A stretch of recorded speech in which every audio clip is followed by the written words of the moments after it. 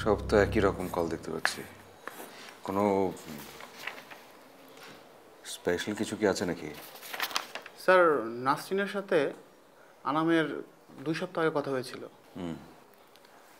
বাকি সব বিজনেস।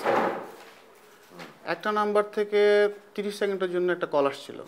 এটা রোশন নামে একজন ব্যক্তির। আমরা স্যার ধরে নিছি এটা ভুলে আসছিল স্যার, অ্যাক্সিডেন্টলি। সবগুলো কল লিস্ট দেখে তাই মনে হচ্ছে এটার মধ্যে আলাদা স্পেশাল কিছু নাই।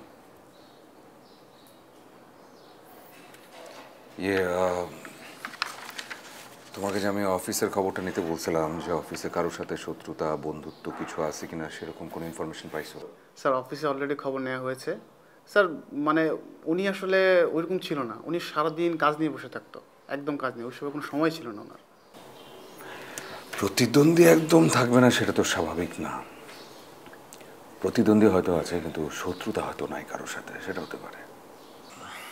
আরেকটি ইনফরমেশনের জন্য আমি বলেছিলাম, এই যে যেই ফিঙ্গারপ্রিন্টগুলো পাওয়া গিয়েছিল সেটার সাথে কি আমাদের এখানে তথাকথিত যেই মার্ডারাররা আছে, যে অপরাধীরা আছে, তাদের কারোর সাথে ফিঙ্গারপ্রিন্ট ম্যাচ করে? না স্যার, এটা কারোর সাথে ম্যাচ করেনি। তাহলে কিভাবে করে কি হবে? স্যার, আপনার সাথে কি মেয়েটা কথা হয়েছিল? গিয়েছিলাম, আসলে কথা বলবার জন্য গিয়েছিলাম। আমি আসলে চেক করতে চেয়েছিলাম যে মেয়েটা বাম হাতে কিনা। খুব ভালো করে খেয়াল করলাম, এটা বাম হাতে না, ডান হাতে। মেয়েটাকে সন্দেহ করা একদমই ঠিক হবে না। মাথা কাজ করছে না একদম।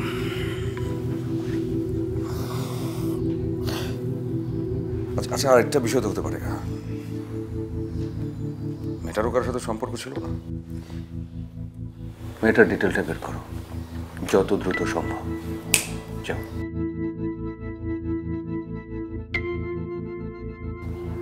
স্যার, ছোটবেলায় মা মারা গেছে, বাবার কাছে মানুষ। সত্যি কথা বলতে ওর আমি খারাপ কিছুই দেখি নেই।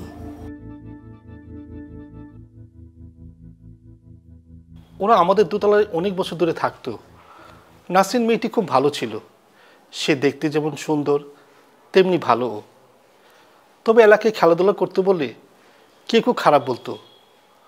তবে নাসরিন এসব বিষয়ে গায়ে মাখতো না।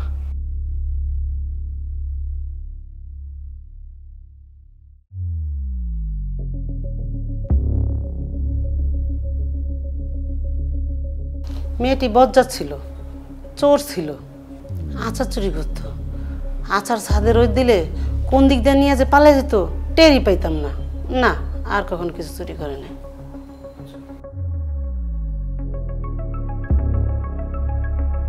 মেয়েটা ভালো মেয়েই ছিল, তই মাথা একটু গরম ছিল।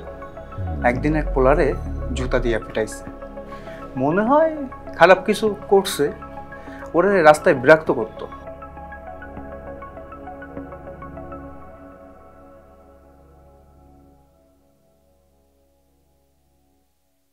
ওর যে একটা বয়ফ্রেন্ড ছিল, সেটা তুমি জানতা? স্যার, সেটা বলতে পারি না স্যার, কারণ ওরা কোনোদিন অন্য কোনো ছেলের সাথে দেখি না। তবে ওর আগের অফিস আছে না, ওই অফিসের একটা ছেলে মাঝে মাঝে নামাই দিয়ে যেত, এটা দেখছি। ওর কিন্তু বিয়েও ঠিক হয়েছিল। হ্যাঁ স্যার, জানি। আমাকে দাও তো দিয়েছিল স্যার, কিন্তু যাই নাই স্যার। ওর কাছ থেকে অনেক কষ্ট পাইছে, তো চিন্তা হয়েছে। তাই মনের কষ্ট ওর স্বামীর বাসাটাতে ফোন করছে। কী করছে? আমি ফোন করতে যাবো কিসের জন্য? তুই ফোন করবি, কারণ ওদের পাত্তা দেয়নি। ঠিক আছে স্যার, ওই ঘটনার জন্য অপমান কষ্ট দুই হয়েছে, ঠিক আছে স্যার। ওর স্বামীর ফোন করার মতো এত ওর কলি জানাই স্যার, কিছু করে নিই স্যার। তুই ওই দিন কই ছিলি? স্যার, ওই দিন তো আমি ওই বিয়ে দাওয়াত দিয়েছিল যে, ওই মনে দুঃখ আমি বন্ধুদের নিয়ে খাগড়াছড়ি চলে গেছিলাম স্যার। আপনি বিশেষ নয়, দেখেন দেখেন স্যার, ছবি আছে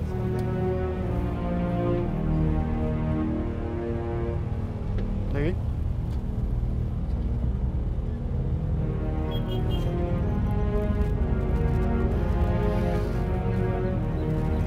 আচ্ছা শোনো, তোমাকে আমরা গ্রেফতার করতেছি না,